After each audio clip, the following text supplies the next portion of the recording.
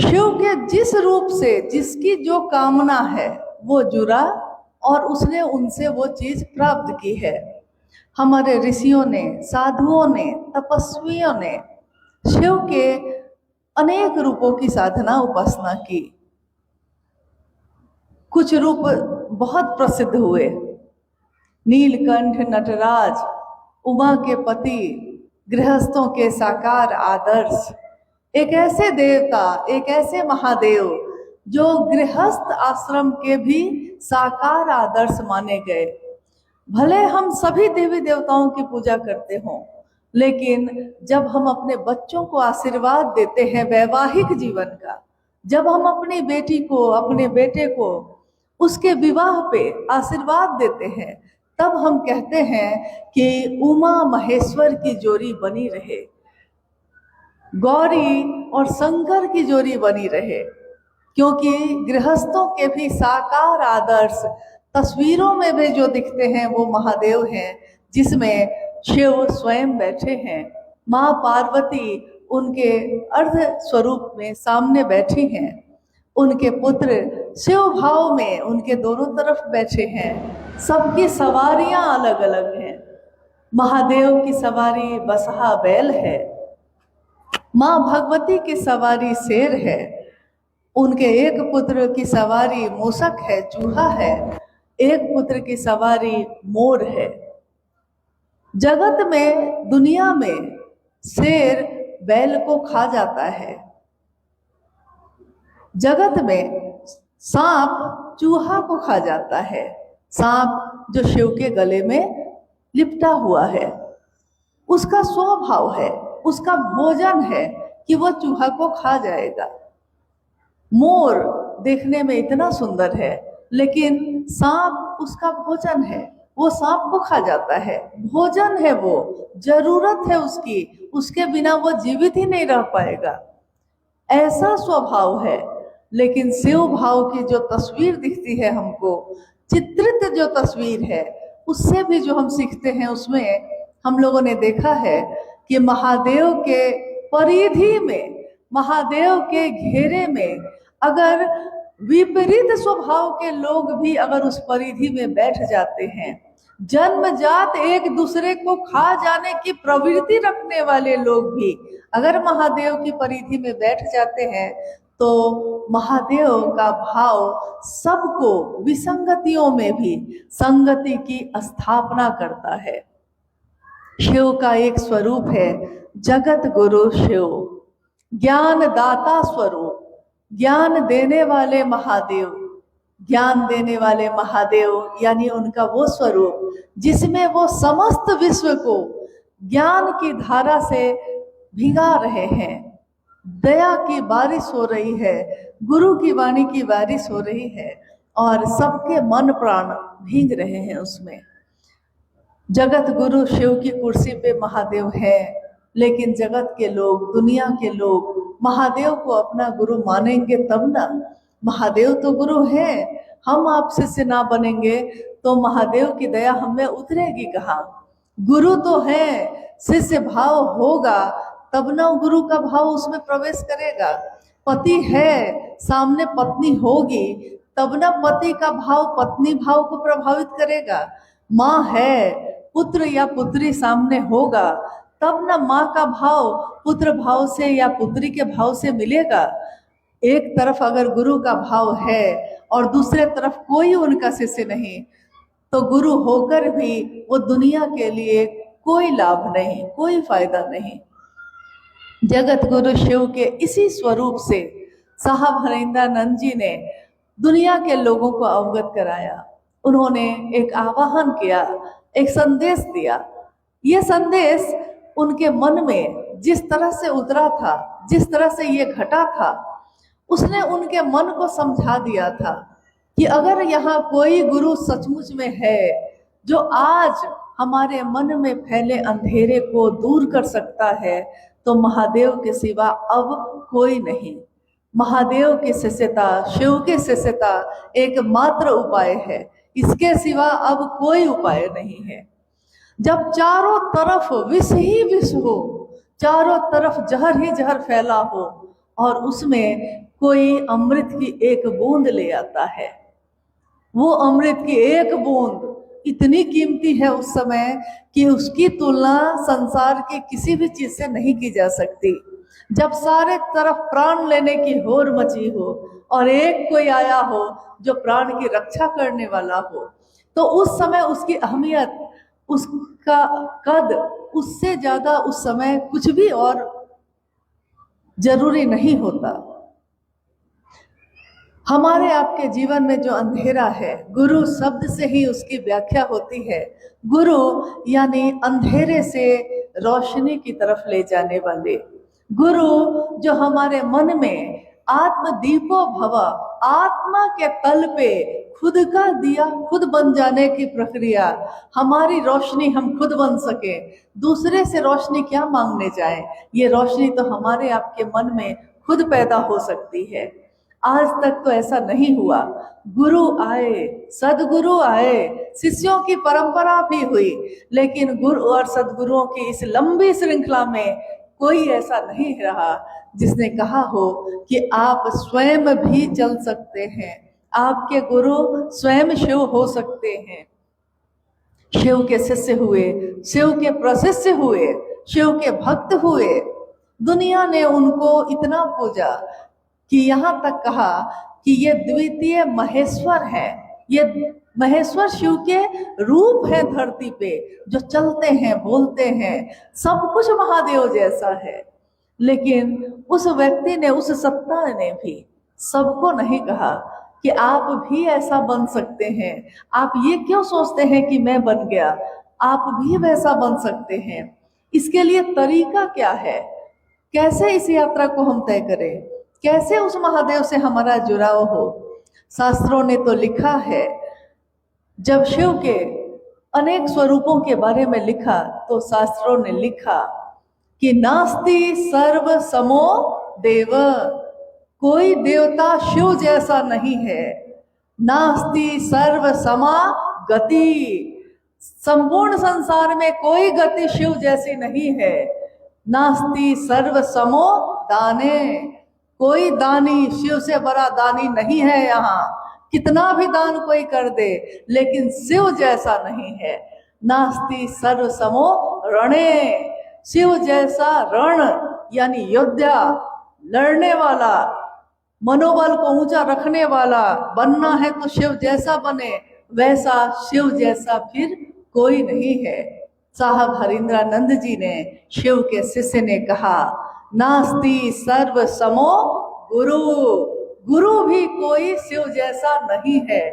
कोई गुरु होगा खंड में है, कोई गुरु है सदगुरु स्तर का है, कोई गुरु है नियम है, कानून है, वर्जना है, ये छोड़ कर आओ तब शिव की तरफ लेके जाऊंगा। कोई कहता है ब्रह्मचारी बन के आओ, कोई कहता है इस जाति या इस धर्म के बन के आओ। महादेव कहते हैं कि जो तुम हो, जैसे तुम हो वैसे ही आ जाओ। मैं गुरु के रूप में गहरी अंधेरी चेतना को भी रोशनी में लाता हूँ।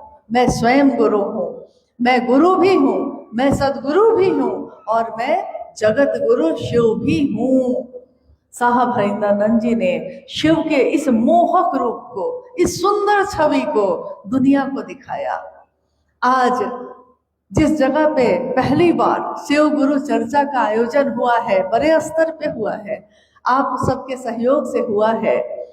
कहीं ऐसा भी है कि लाखों लोग शिव के शिष्य हैं, और कहते हैं कि जहाँ सब कुछ अनुकूल हो, सब कुछ आपके मन के मुताबिक होता हो, वहाँ पे काम करना आसान होता है।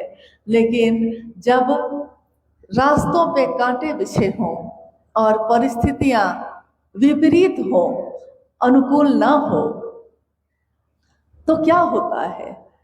वो पथ क्या, पथिक कुशलता क्या, जिस पथ में बिखरे सूल न हो, वो पथ यानी वो रास्ता, पथिक उस रास्ते पे चलने वाला, उस पथिक की कुशलता, चलने का ढंग उसने सीख लिया है, तो उसकी कुशलता क्या अगर रास्ते में कांटे न बिछे हों। कांटे बिछे हैं और पथिक चलने वाला उन कांटों से बच के भी अपनी मंजिल तक पहुंचता है। वो नाविक जो धाराओं पे, नदी की धारा पे अपने नाव को चलाता है, वो नाविक की धैर्य कुशलता क्या जब धाराएं प्रतिकूल न हो। उस नाविक की धैर्य की कुशलता, धैर्य, शांति, संयम, कुशलता क्या जब धाराएं प्रतिकूल न हो, जब चारों तरफ मन में हिंसा है, मन में जलन है, मन में नफरत है, उस समय प्रेम की धारा ही सबको बचा सकती है। एकजुटता, एक साथ, एक सभा, एक हमारे गुरु, एक हमारे शिव। अगर समस्त जगत में हलाहल फैलता है तो इतने देवी देवता हैं, कितनी सत्ताएं हैं, लेकिन किसी के बारे में आपने नहीं सुना होगा कि उसने हलाहल का पान किया हो।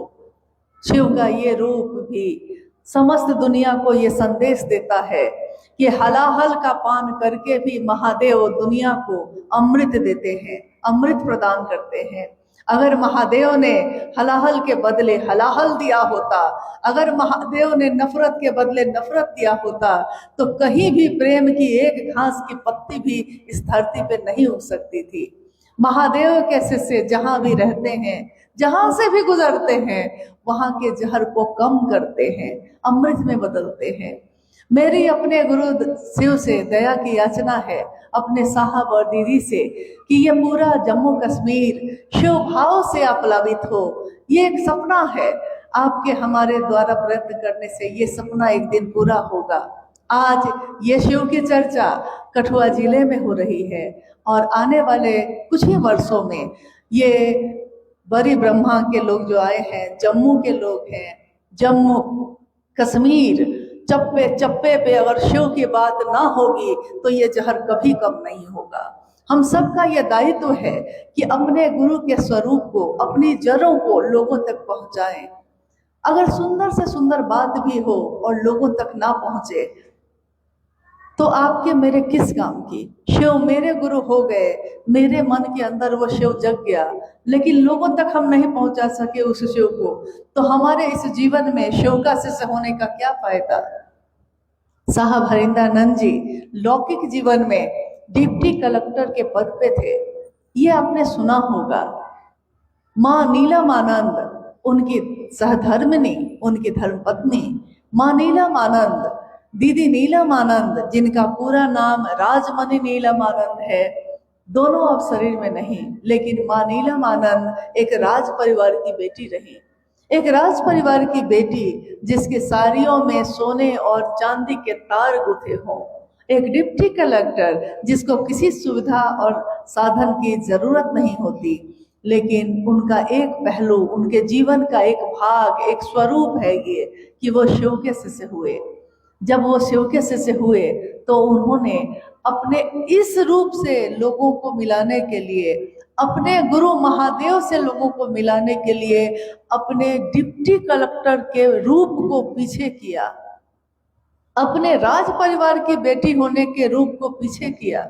अगर वो पीछे ना करते, अगर वो हर व्यक्ति से खुद जाकर नहीं मिलते उस समय, तो लोग उनकी बात पे विश्वास नहीं करते। लोग कहते कि ये भी कोई बाबा है, ये भी कोई बड़े गुरु हैं जो सिर्फ आके बोलते हैं और चले जाते हैं, इनमें तो जागरण हुआ है, हम में आप में तो कोई जागरण नहीं हुआ।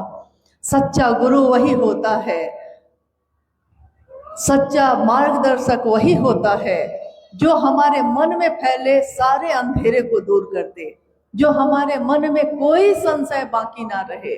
शिव के लिए आदि शंकराचार्य जी ने, जो उस समय केरल के रहने वाले थे, लेकिन अपनी पद यात्रा में पूरे भारत वर्ष का उन्होंने भ्रमण किया। उस भ्रमण में वो उस समय कश्मीर में भी आए। आपने सुना होगा उनके बारे में, आदि शंकराचार्य के श्लोक का एक श्लोक है जिसका अर्थ है कि गुरु युवा है और वो एक वृक्ष के नीचे, बट वृक्ष के नीचे गुरु युवा हैं, बैठे हैं। सामने उनके चारों तरफ उनके शिष्य बैठे हैं। शिष्य वृद्ध हैं, बुजुर्ग हैं, सफेद बाल है उनके, शिष्य वृद्ध है, गुरु युवा है, गुरु भी मौन है, चुप है, शिष्य भी मौन है, चुप है, लेकिन गुरु के मौन से ही शिष्यों के मन का सारा संशय विनष्ट हो रहा है, विनष्ट हो रहा है। इसमें बोलने की भी जरूरत नहीं पड़ती, क्योंकि ये मन की बात है, ये दिल की बात है, दिल से दिल तक जाती है। जब दिल से जुड़ाव होता है किसी से, आप उसकी आंखों से समझ जाते हैं कि वो क्या चाहता है, उसके चेहरे के भाव आपको समझ में आते हैं, उसकी हर हरकत समझ में आती है, वो क्या कहना चाहता है समझ में आता है। हमारे गुरु शिव शरीर में नहीं, कण कण में है, लेकिन वो शिव जो कण कण में है, हमारे दिल में वो महसूस होते हैं। हमारा मन, हमारा हृदय उस शिव की उपस्थिति को महसूस करता है जो परम सत्ता है, लेकिन मेरे भी हैं। जिसको भी हम अपना मानते हैं, जिसको भी हम कहते हैं कि वो मेरा है, मेरा अपना है, उसके लिए हमारी परवाह जग जाती है। अगर वो मेरा है तो मैं उसकी परवाह करूंगी।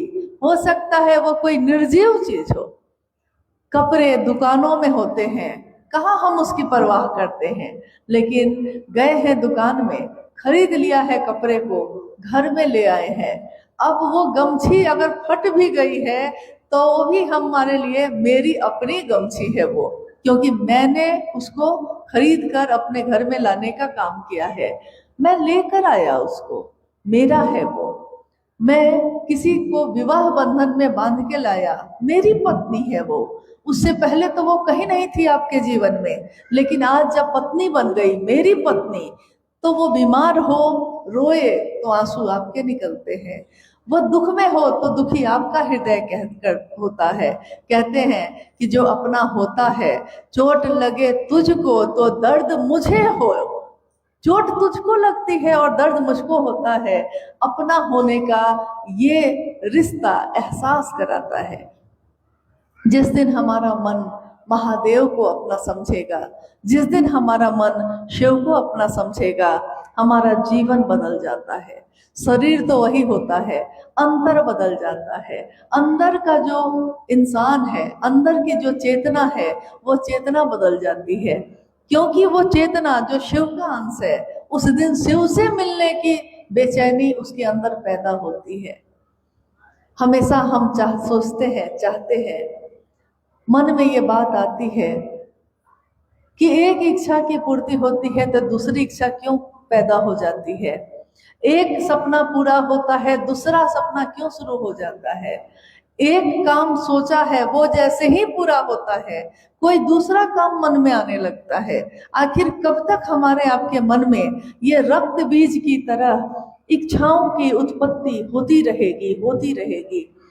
साहब श्री ने कहा कि जिस दिन एक जीव का मन, एक इंसान का मन ये संकल्प लेता है उसके से मिलने का, जो परम सत्ता है, जिस शिव का वो अंश है, जिस दिन वो इच्छा पैदा होती है उसके मन में कि हम शिव से मिलेंगे, उस दिन उसके मन को वो शांति मिलती है जो अतुलनीय होती है। अतुलनीय शांति, शांति शिव की दया के आश्रय में ही मिल सकती है और कहीं नहीं मिल सकती। और हर जगह बेचैनी है, अशांति है, तरफ है, पीड़ा है, लेकिन शिव के शरण में, शिव के आश्रय में हर पीड़ा का शमन है, हर पीड़ा दूर हो जाती है और मन आनंद की स्थिति में होता है।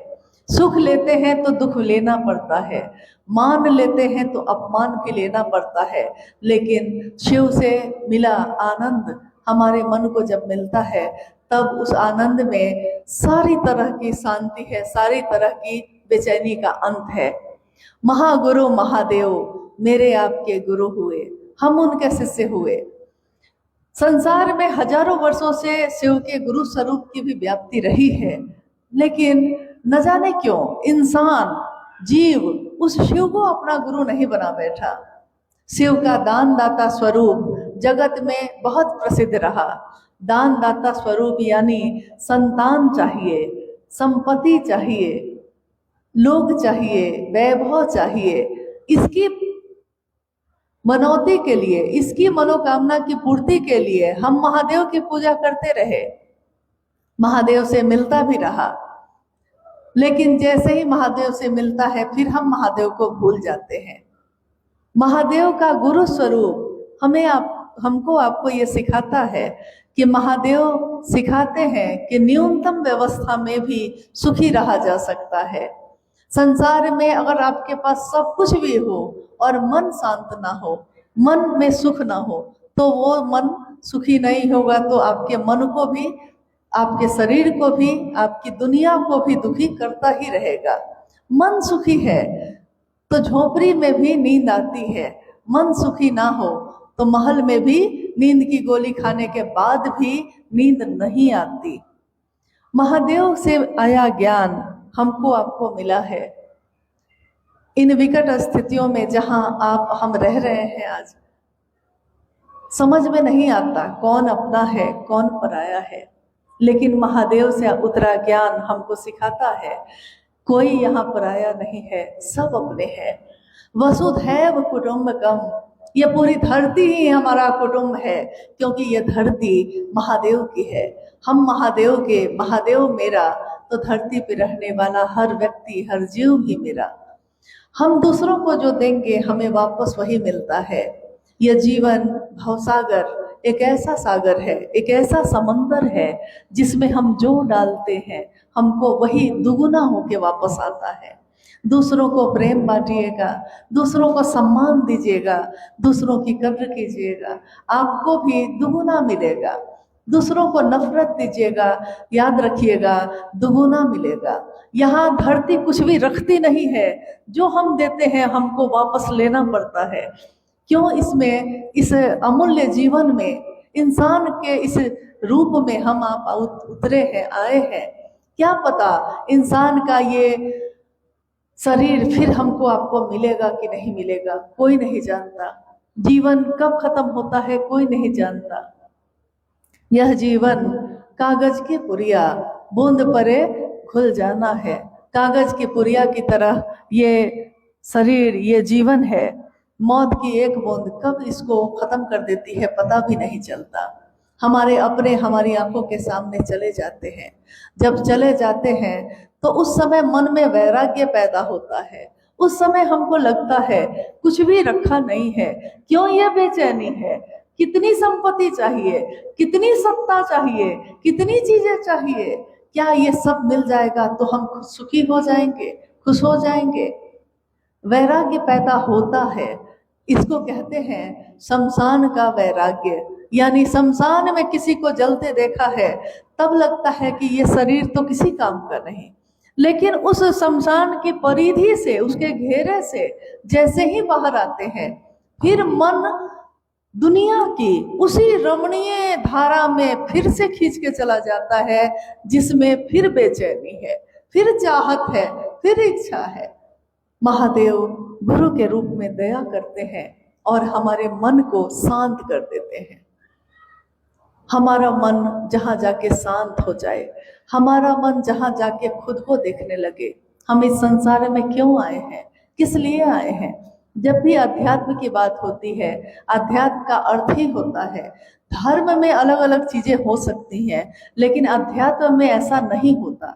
अध्यात्म यानी जीव से शिव होने की प्रक्रिया। जीव कोई भी हो सकता है, किसी जाति, किसी धर्म, किसी संप्रदाय, किसी वर्ण, पुरुष या स्त्री, अमीर या गरीब, कुरूप या खूबसूरत, शास्त्र ज्ञाता या निरक्षर, जिसने एक अक्षर का भी ज्ञान नहीं लिया है, मन उसका शिव से जुड़ता है। ये चीजें नहीं जुड़ती। हमारे वेशभूषा, हमारे पोशाक, हमारे खान पान, हमारा जीना, हमारे जीने का तरीका महादेव से नहीं जुड़ता। किसी से भी, जिससे भी हम रिश्ता बनाते हैं, हमारा मन उससे जुड़ता है।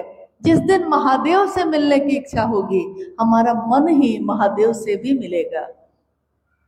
आज यहाँ बैठे हुए, शरीर में बैठे हुए, हम एक कल्पना करते हैं कि हमने अभी सोचा है और हम यहाँ से जम्मू पहुँच जाएं। यहाँ से जम्मू पहुँचने में 5-6 घंटे लग सकते हैं शरीर से, वहां जाने में 5-6 घंटा 7 घंटा लग जाएगा, लेकिन मन से पहुंचने में तो सोचा है और पहुंचे हैं।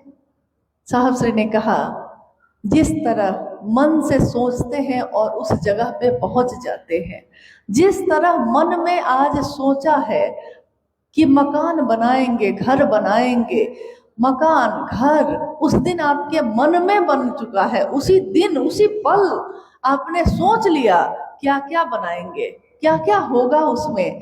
2 छोटे घर होंगे, एक रसोई होगी, एक आंगन होगा, एक दरवाजा होगा। ये सारी चीजें आपने अपने मन में उसी समय बना ली है, लेकिन उसको धरती पे बनने में थोड़ा समय लगेगा। उसके लिए इच्छा के साथ ज्ञान भी लेना पड़ेगा, ज्ञान के साथ क्रिया भी करनी पड़ेगी। यानी ज्ञान तो ले लिया है, लेकिन काम नहीं करेंगे तो ज्ञान भी बेकार हो जाता है। ज्ञान है, खेती करने का ज्ञान है, लेकिन खेत में जाकर खेती ही नहीं कर रहे हैं तो वो भी बेकार हो गया। गुरु जो देते हैं, कहते हैं गुरु का आदेश सर्वोपरि होता है। गुरु ही शिष्य के जीवन का आधार होते हैं। गुरु जो देते हैं शिष्य के जीवन में, वो सबसे बेशकीमती चीज होती है। लेकिन शिष्य भी तो अलग अलग तरीके के होते हैं।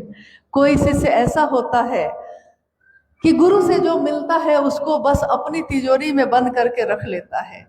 कोई शिष्य ऐसा भी होता है जो दूसरों में बांटता है। एक गुरुकुल में एक गुरु जब वृद्ध हो गए तो उन्होंने सोचा कि मेरे जीवन का अंत होगा, इस जीवन का अंत होगा, मेरे बाद इस पूरी व्यवस्था को कौन संभालेगा। तो उन्होंने अपने शिष्यों की परीक्षा लेनी शुरू की।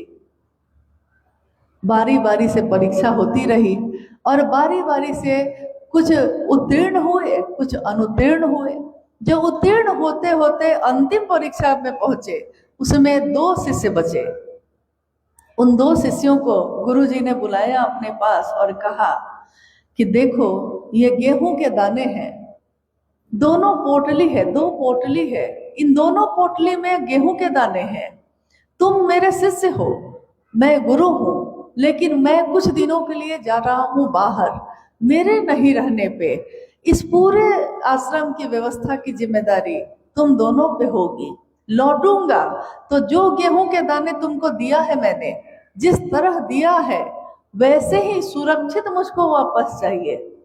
कह के गुरु चले गए। कुछ समय के बाद, कुछ महीनों के बाद वो लौटे तो उन्होंने अपने दोनों शिष्यों को बुलाया और पूछा कि जो पोटली मैंने दी थी गेहूं की, कहाँ है वो, वापस लाओ। मेरी चीज थी, मैंने दी थी, रखने को दी थी, संभालने को दी थी, सुरक्षित रखने के लिए कहा था, सुरक्षित वापस लाओ। तो एक शिष्य तो दौड़ कर गया, तिजोरी खोला उसने, कहा गुरुजी आपकी दी हुई चीज थी, इतनी कीमती चीज गुरु ने दी है, गुरु की दी हुई चीज से कीमती क्या होगा। तो मैंने उसको सुरक्षित तिजोरी में रख छोड़ा है। तिजोरी में रख खोलने गया, खोलकर जब निकाला तो देखा कि सारे गेहूं के दाने सड़ चुके थे। गेहूं के दाने अगर तिजोरी में बंद कर दिए जाए तो वो सड़ जाते हैं, उसमें से फिर पौधे नहीं निकलते। उन्होंने दूसरे शिष्य को बुलाया और कहा मैंने तुमको भी तो दिया था, वापस लाओ। उस शिष्य ने कहा गुरुजी अपराध हो गया, भूल हो गई, बहुत बड़ी भूल हो गई। गुरु ने पूछा क्या भूल हो गई। उसने कहा कि मैंने सोचा कि पता नहीं आप कब आएंगे, मैंने देखा था कि गेहूं के दाने रख देने पे सड़ जाते हैं, तो इसको बचाने आपने कहा था कि जब मैं आऊं तो सुरक्षित वापस देना। इसको बचाने का एक ही उपाय था कि मैं इसको खेतों में लगा दूं। तो मैंने आश्रम के पीछे की जमीन पे कुराई की, क्यारियां बनाई और इन गेहूं के दानों को उसमें लगा दिया। गुरु ने कहा मुझको दिखाओ। शिष्य गुरु को लेकर पीछे गया। गुरु ने देखा कि जो चंद दाने थे एक पोटली में, आज पूरे खेत में बालियों में लहलहा रहे हैं। गुरु ने कहा मेरा सच्चा शिष्य तुम ही है, क्योंकि तुम मेरी बातों को हमेशा सुरक्षित रखोगे और इसको बढ़ाओगे, अपने पास रख के सड़ने के लिए नहीं छोड़ोगे। हमारे साहब, हमारे वर्ण्य गुरु भ्राता श्री ने कहा कि महादेव मेरे गुरु हैं, आपके भी हो सकते हैं। ये बात दूसरों तक भी पहुंचाइएगा।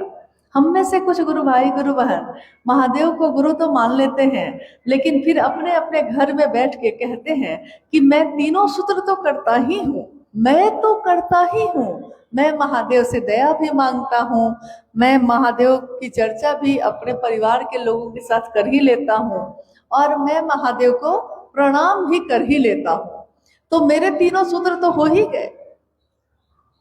और ये कह के वो कहते हैं कि मैंने गुरु का काम तो कर ही लिया है।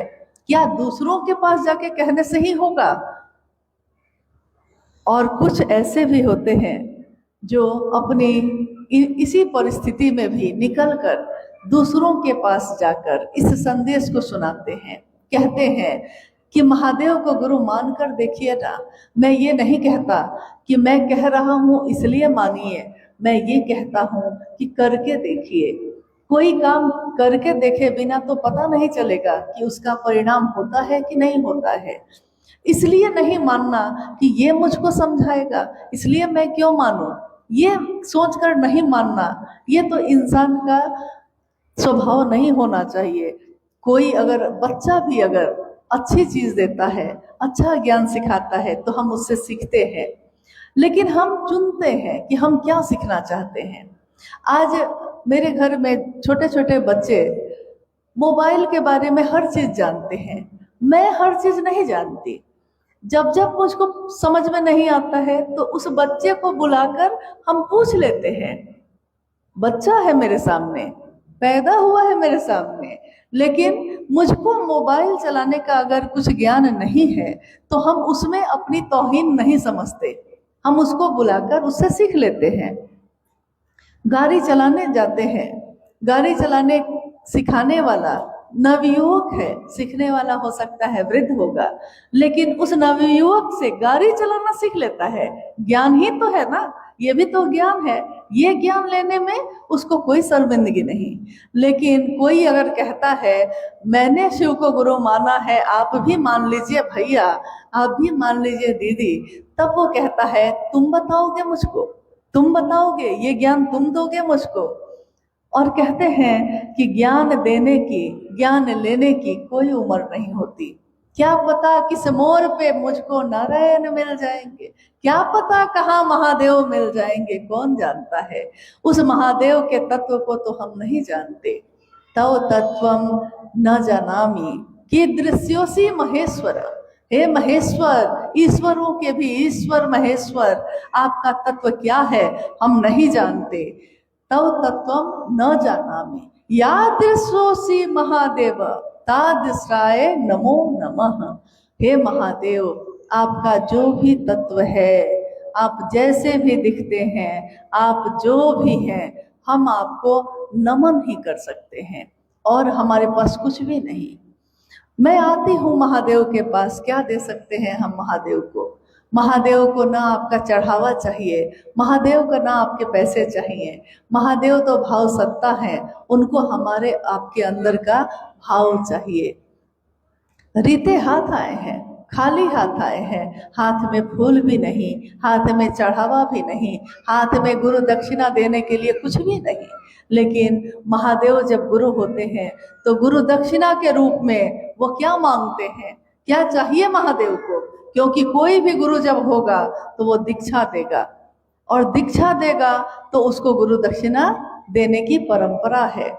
महादेव जगत गुरु शिव जब दीक्षा देते हैं तो ये विचार, इस विचार का प्रवेश कि हे शिव आप मेरे गुरु हैं, मैं आपका शिष्य हूँ, मुझ शिष्य पर दया करिए, इस विचार का संचरण, ये विचार सिर्फ है, ये एक सोच है, लेकिन इस सोच का प्रवेश मेरे मन में होना ही शिव की दीक्षा मानी गई।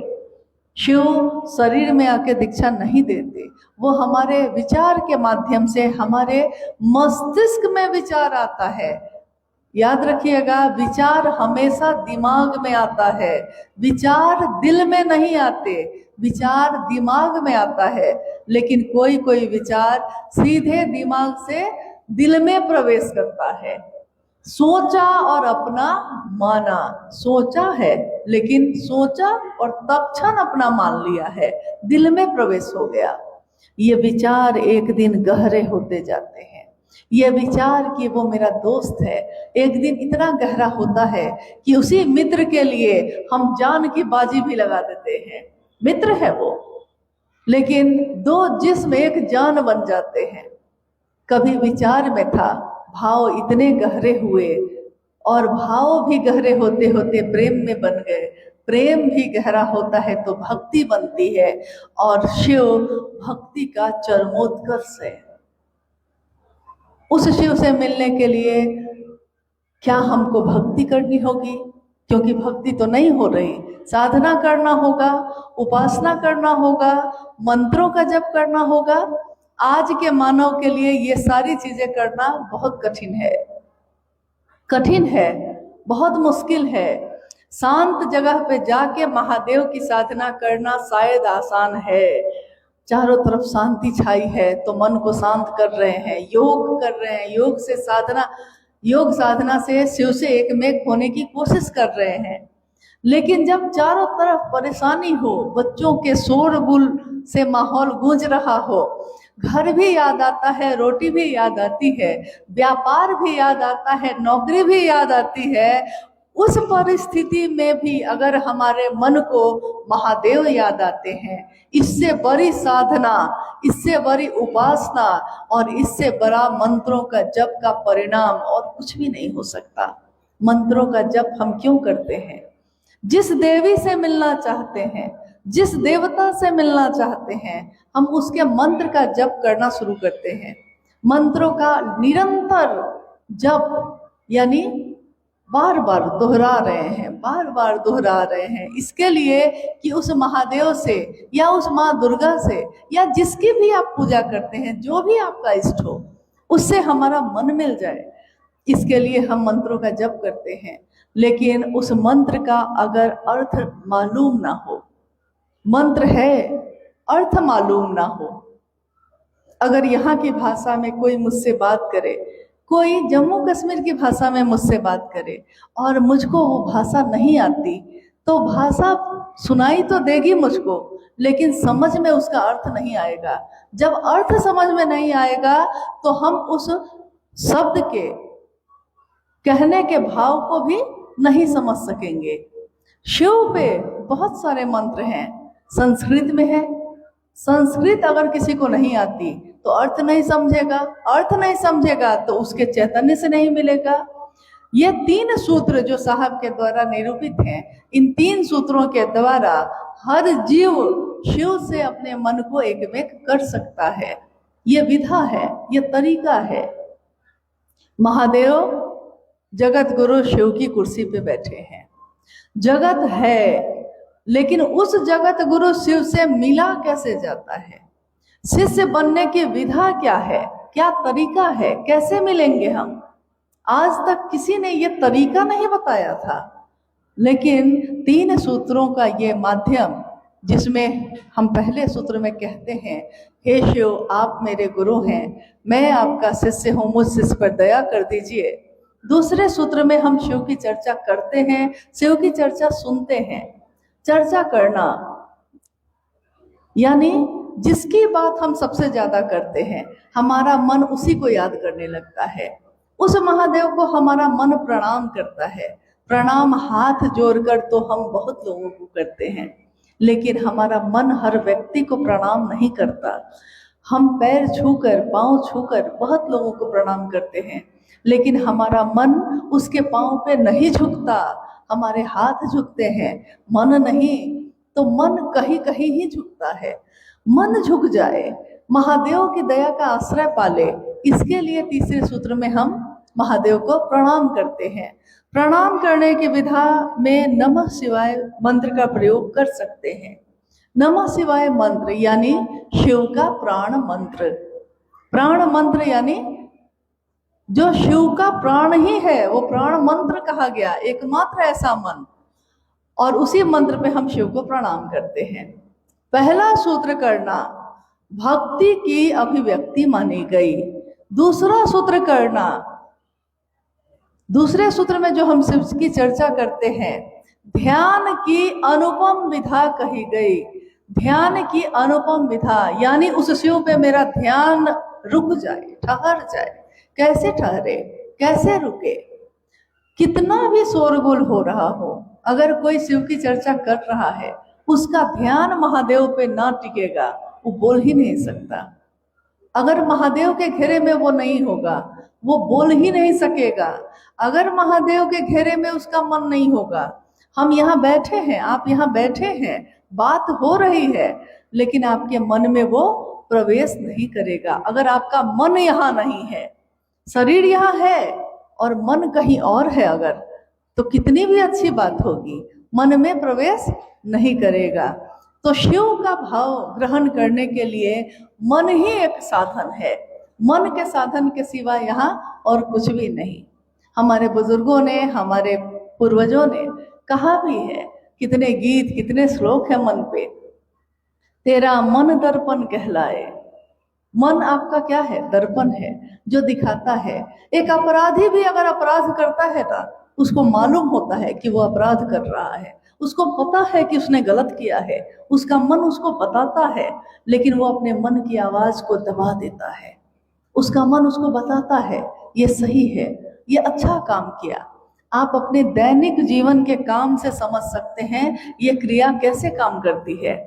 हमारे दैनिक काम, जिसमें आप सड़क पे खड़े होइए, सड़क पे जा रहे हैं, आपने देखा है कि कोई वृद्ध सड़क पार करने के लिए खड़े हैं। आपने देखा, स्वाभाविक है, आपके मन में ये लगा कि कोई बुजुर्ग आदमी है, सड़क पार नहीं कर पा रहे हैं, तो क्यों नहीं मैं पार करा दूं। आप उसको जानते नहीं हैं, बस देखा है, और देखकर आपके मन ने ये विचार किया, आपने इस विचार पे तुरंत काम कर लिया, हाथ पकड़ा, सड़क पार करा दी, फिर उनको छोड़ दिया और आप अपनी फैक्ट्री चले गए। लेकिन आप याद कीजिए तो उस दिन आपका मन फैक्ट्री के लोहे का काम करते हुए भी खुश है, आनंदित है, क्योंकि आपने छोटी सी मदद की है किसी की, इतनी सी मदद, थोड़ा सा कुछ किया है दूसरों के लिए, किया है दूसरे के लिए, और मन आनंदित है मेरा। पूरे दिन हम खुश रहते हैं। और अगर ठीक इसके विपरीत जा रहे हैं, धक्का लग गया है, 4 गालियां आपने दे दी हैं किसी को, 4 अपशब्द कह दिए हैं, फिर आप आगे बढ़ गए, आप आगे बढ़ गए, लेकिन आपने जो गालियां दी किसी को, आपने जो नफरत दी किसी को, फिर उस नफरत ने आपको पूरे दिन खिन्न करके रख दिया। पूरा दिन आपका मन घोर रहता है और आप समझ भी नहीं पाते कि क्यों घोर है, क्यों दुखी हूं मैं। आज इस कार्यक्रम में हम आप जो आए हैं, यही अनुरोध लेकर आए हैं, महादेव से बड़ा कोई गुरु नहीं, नास्ति सर्व समो गुरु। महादेव जैसा कोई गुरु नहीं। सत्यम शिवम सुंदरम, सत्य उसके जैसा कोई नहीं, उसका सत्य नहीं बदलता। शिवम जो सुंदर है, शिव जो सुंदर है, उसकी सुंदरता का क्षय नहीं होता। तो जब सुंदर और सत्य और मोहक और ज्ञानदाता के रूप में शिव स्वयं है, हम क्यों नहीं उनको अपना गुरु मानते। और अगर हमने उनको अपना गुरु मान लिया है, हमने भगवान शिव को अपना गुरु मान लिया है, हम इस बात को दूसरों तक क्यों नहीं पहुंचाते, क्योंकि हर दूसरी बात तो दूसरों तक पहुंचाते हैं हम। अभी यहाँ कोई भी घटना हो रही है, कोई आपसे पूछता भी नहीं होगा, लेकिन आप चौक पे खड़े होके, चौराहे पे खड़े होके आप उस पे बात कर रहे होंगे। हिंसा पे बात कर सकते हैं, नफरत पे बात कर सकते हैं, प्रेम पे बात क्यों नहीं कर सकते।